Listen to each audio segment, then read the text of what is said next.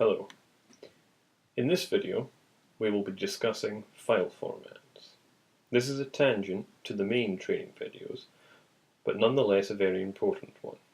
It explains the main file formats that you will come across on the web, how to deal with them, covers image resolutions and how to deal with them, and explains some of the steps that you can take to get the best out of the way an image looks. You can see on my desktop that I have 5 images. These images are all the same, and they are in different file formats.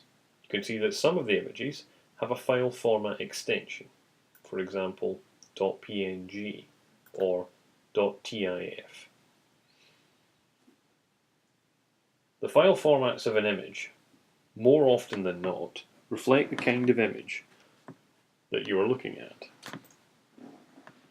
However, you can change the file format without changing the kind of image. This will result in an error. First of all, let's talk about image file types.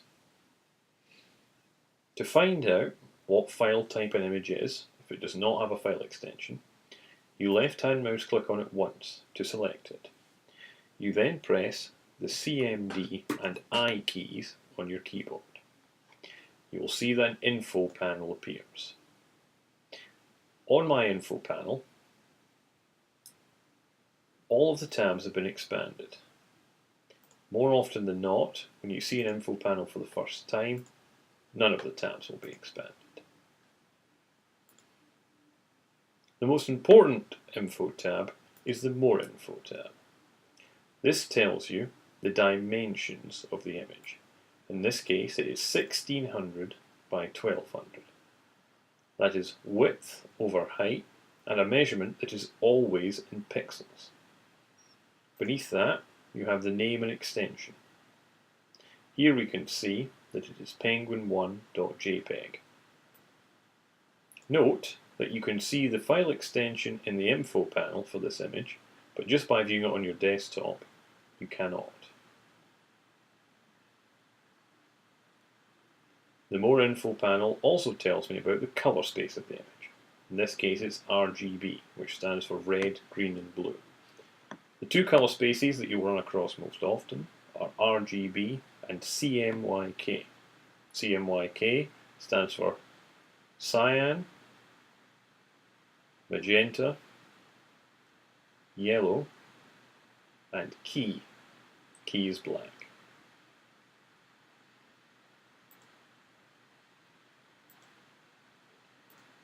You can see that the penguin.png, image, when I go Command and I and expand the More Info tab, is the same resolution. However, the penguin small.jpg is a much lower resolution, at only 133 by 100 pixels.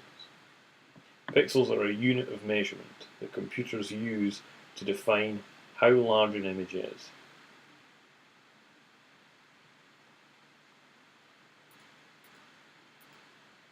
So, I'm going to explain a little bit about what all these file formats mean. Let's start off with the most common one that you'll run across, the JPEG, or JPG. JPEG stands for Joint Experts Photographic Group. It's one of the first file format standards that came into use in a computer and was developed way back in 1987. It is by far the most common file format on the web. JPEG images do not support layers. I will get into layers in a moment.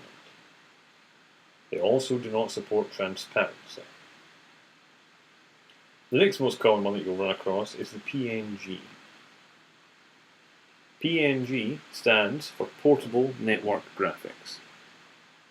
They're a raster graphics format that supports lossless compression. PNG graphics allow for transparent backgrounds. A transparent background is a part of an image that another part of an image can sit behind and be seen through.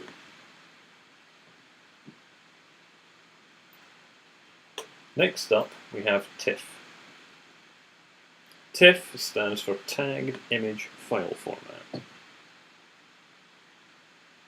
As of 2009, TIFF was owned by Adobe Systems. That's the company that makes Photoshop.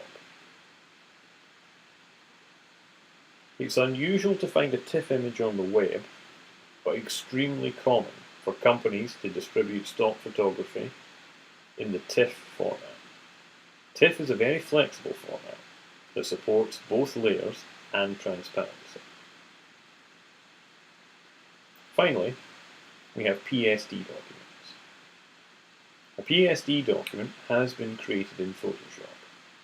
PSD stands for Photoshop, PS, and D stands for document. A Photoshop document contains the full gamut of Photoshop information on the document, including layers, transparency, filters that have been applied to it, layer masks, folders, etc. This is an advanced file format, and the default format that Photoshop saves all of its files in. It's extremely unlikely you'll run across a Photoshop document on the web. But you may, however, wish to save a document as a Photoshop document if you want to go in and have a great level of granularity in terms of editing the document afterwards. Photoshop documents cannot be rendered by browsers such as Safari, Firefox, or Internet Explorer.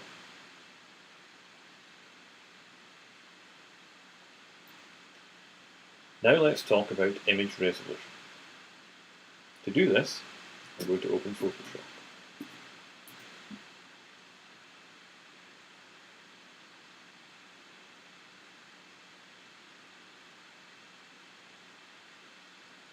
Once in Photoshop, I'm going to place our penguin image.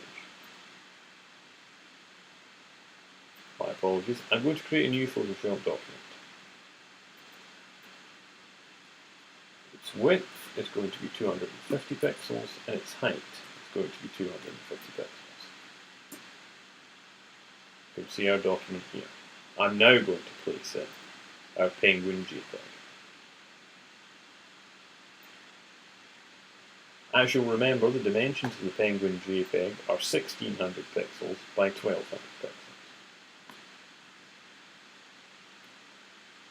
You can see that the Penguin image looks very sharp and clear because it is in a document that is of much lower resolution than itself. As such, even when I expand the Penguin image significantly, by a factor of even 2 or 3 times,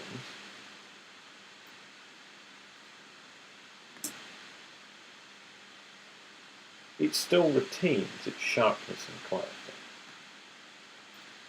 Now, if I were to place our lower resolution Penguin image,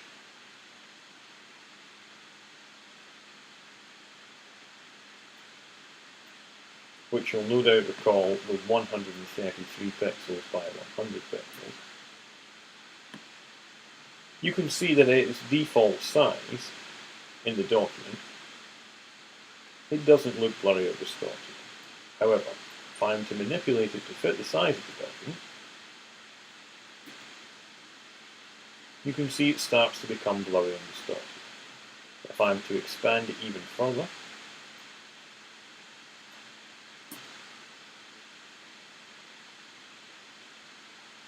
you'll see the problem only gets worse. This is because the native document, the Penguin small document, does not have very many pixels. So in order to make it a bigger size, the algorithms in Photoshop have to do what's called interpolate pixels.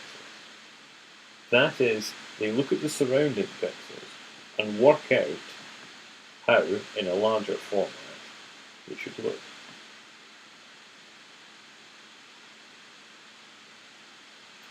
Sometimes when working with images, it's impossible to get an image that is of the correct resolution. In this situation, Photoshop gives us a number of tools at our disposal to deal with this. You can see that I've taken the small penguin image and I've made it the size of the document that we're working on. You can see that it appears blurry. One of the ways I can resolve this is by sharpening the image. In order to sharpen the image, I ensure that it is rasterized. I do that by right-hand mouse clicking on the layer and clicking Rasterize there. I then go to Filter, Sharpen, and Unsharpen Mask. There are 3 dials in here: Amount, Radius, and Threshold. Generally speaking, I recommend that the amount should be 90, the radius should be 1.2, and the threshold should be 23. Depending on the image, you may wish to play with these dials in order to achieve the best results. You can see with the application of the Unsharp mask, I've been able to sharpen the image slightly. I'm going to go a bit further now. I'm going to go to Filter, Sharpen, and Sharpen Edges. Again, you can see the image looks slightly sharper. I'm going to go back to Filter, Sharpen, and Sharpen More. I'm going to keep clicking Sharpen More until I reach the balance between blurriness and pixelation. To give you an idea of what an extremely over-sharpened image looks like, I'm going to use the sharpening tool at the left-hand side. This could be useful if part of the image is blurry, or you want to emphasize the part of it. I'm going to place it over the eye, and I'm going to repeatedly click.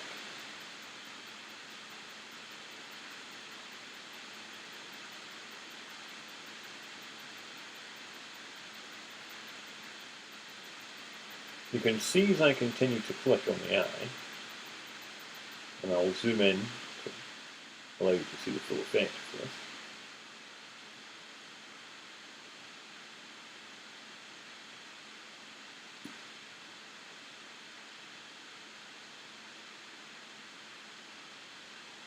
The program's still working in the background to sharpen the image.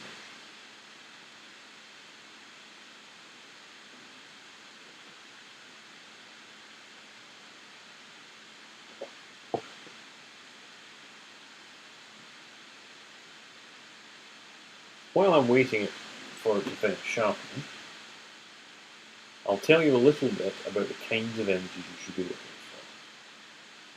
for. Ideally, on the web, you should be looking for an image that is of equal or greater resolution than the placeholder image that you're presently working with. So for example, if the placeholder image for the image product was 253 pixels by 253 pixels, and you were able to find an image that was 253 pixels by 253 pixels or larger, that would be ideal. Any more than 25% smaller, and you're going to see a great degree of blurring when you make the image the relevant size. As I've explained, this can be alleviated by sharpening. Images that are larger than the target size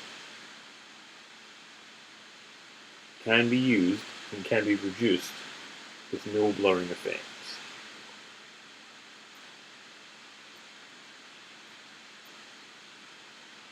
You can see that Photoshop is still working to sharpen the image. Whilst it's doing that,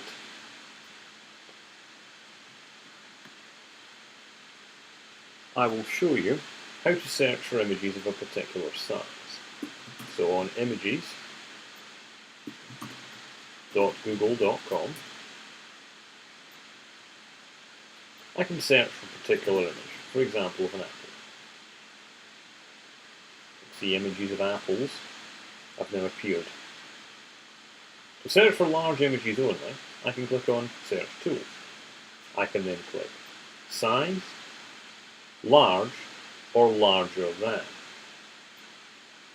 In Larger than, you could define the size of the image that you were working on. So for example, 400 by 300. Now I'm seeing all the images that are greater than 400 pixels by 300 pixels.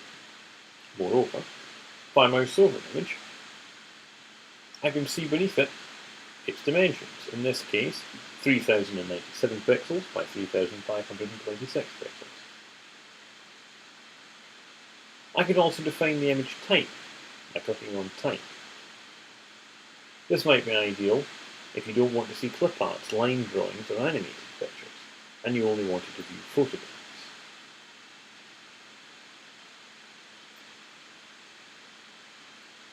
Under the More Tools section, I can click Show Sizes. This shows all the sizes of the images without me having to mouse over them to ascertain their size. If we come back to Photoshop, we can see that now it has finished sharpening, my eye looks very pixelated.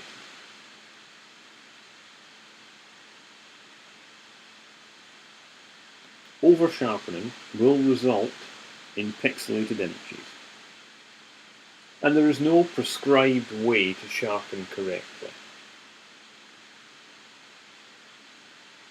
It is down to your use of judgment in a particular case.